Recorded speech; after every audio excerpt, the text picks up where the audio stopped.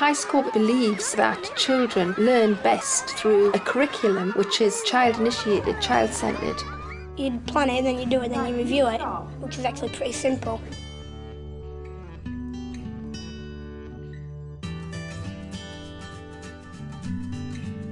High Scope's about mutual respect. It's about children being able to speak up and know that they're valued and that they have a voice and a place in their learning. We want them to be engaged in learning for the rest of their lives, so they don't become disengaged, so they don't become disheartened, that they want to learn, that they are curious. It's the sensitive adult who tunes into the children and works with the children to actually encourage children to think and to carry out and to do and to take control of their learning for themselves. In class, Miss tells you exactly what to do and what you have to do and everything like that, but in independent time you can just be free and get all your ideas out of your head and start doing something you want to do. It sort of started from my background in early years, and obviously was very interested in developing the independence with the children and children having a say in planning their own learning. Cameron, would you like to share your plans? I've got one of my games and They go around the classroom asking what each of you want to do and they write it down on the sheet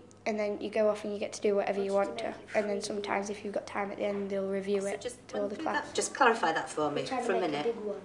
And what exactly Well, you can do a bit of drama, or you can do plays and puppet shows and stuff like that. I enjoy independent time. You get to make your own models and everything. It's like an hour just doing stuff instead of learning. that was left on either side of it? Well, you are quite learning. It's definitely not just playing. I don't think you really have to use your imagination in other subjects because it's like the teacher tells you what to do. When we do numeracy, it's always actually quite hard, and when we do literacy, it's pretty hard as well. But when you're doing independent time, you can just relax and there's no right or wrong, so it's your idea. It helps us learn because it's letting us use his imaginative side.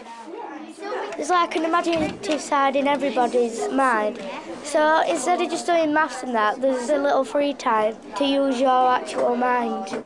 Why are you not sure? Because what you've measured is giving you a different measurement to what you've counted. So to how many squares you counted? I counted 59. 59, and then when you measured it with a ruler, what did you get?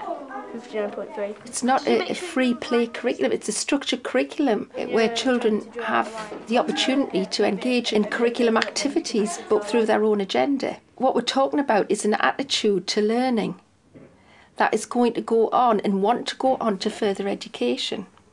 It's not going to disengage, it's not going to turn them off. This is what Hannah said. Danielle's the boss, Hannah's the artist, I'm the author, Hannah's the ideas person. We're having a problem now. Joe's having to stuff all the holes with paper because it was wobbling. I think it worked.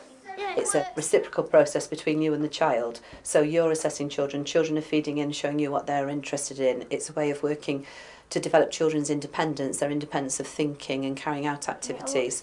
It's developing really what you would call life skills from the very beginning of a child's schooling, really. What's your problem? So children are involved in solving problems and resolving their own conflicts and having an adult there to support them and to guide them. Things can't just work like that. I've learnt that you need to take all your time and that problem solving is actually quite fun when it comes to creativity and that. When you come across a problem, what you probably do every week, that's when it starts getting to the bit where probably the most funnest bit. You can ask other people and you can ask teachers and friends and things to help you solve the problems. Part now where we can save it and continue next independent time.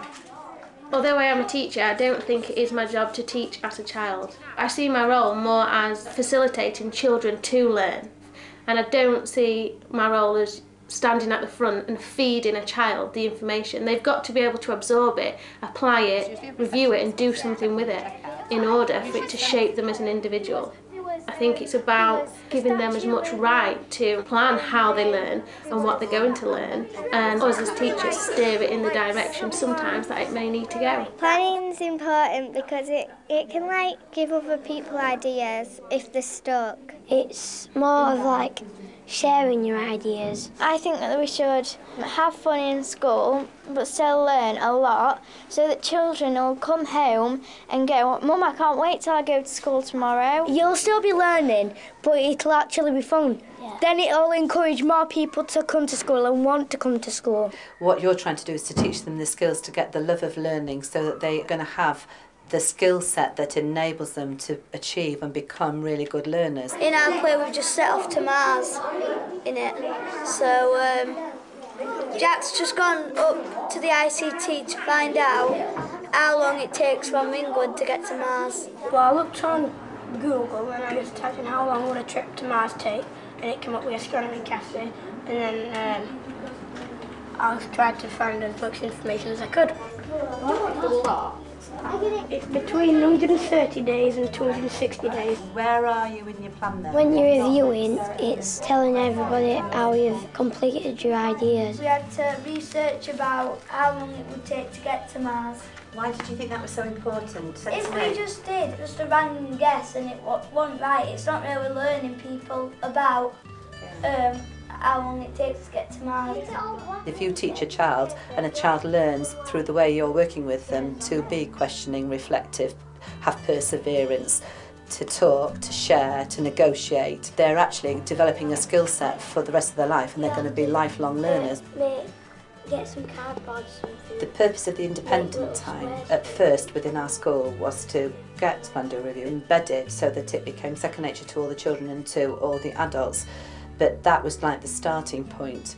Where we see it now is that the principles of the independent time with the children coming up with the ideas and shaping their learning, those principles, because they are what we really believe in, are going to cut across all areas of the curriculum. If I was in charge of the class, I'd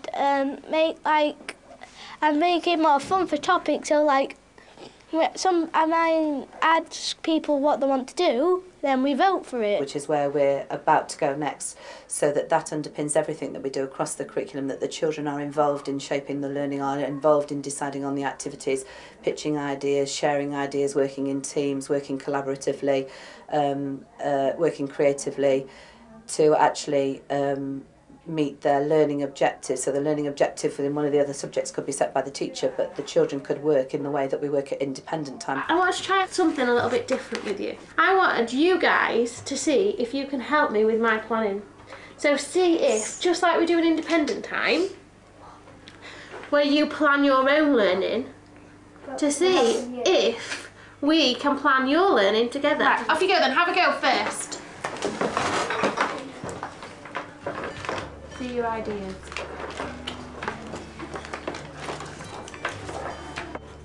Just leave it in your place. What? I meant for ICT, I see. Oh, you want to publish your reports then? There's no right or wrong, it's how you would like to do your learning. Like a space diagram. Well, not a diagram.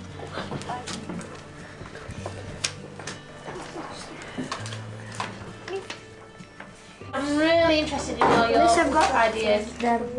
Charlie, that's fantastic. Use direct and indirect speech about Neil Armstrong. Right. So you'd like to research Neil Armstrong. We can share the facts we know so they know it. So you think you should share your learning with everybody else? And when do you think that should happen? Do you think it should happen at the beginning of the topic? At the beginning. At the very beginning of the topic? And at the end. Why at the end? Because then you know what it summed up at all. A lot of these activities are not planned for within this topic. My planning for PE doesn't involve any link to space. My planning for our topic, it doesn't include making a game show and question and answer and doing ICT as a last session in order for them to publish their learning. I've not thought about that. You could get two conkers. You could paint them and then show do your own video, get a video or something. Or a video and going like that and doing it orbiting and something. And actually for children to make their own videos, instead of watching them and put it out there for other children who have not yet learnt about space to review it. We could mix the two together to do something. And they've got so many ideas of how they want to learn in a creative way that is inspiring to them. Not just stay on one topic, you would like to learn about space alongside the water topic that we did. Yeah. It's made me continually question my planning for the children. and how much of a partnership we can become in that process. And I think I'd like to take a chunk of the time at the beginning of a topic or at the beginning of the year and doing the planning as a team. Teachers, teaching assistants and children, and getting their ideas that will shape the whole year and the whole curriculum. And that's the only way I think we're going to get the enthusiasm that we see in Plan Do Review to switch to the whole curriculum. And I want to move away from the children just being excited about the learning on a Monday afternoon when it's independent time. I want that enthusiasm to transfer across the curriculum. I want them to be as inspired and as excited as they are on a Monday afternoon in every single session.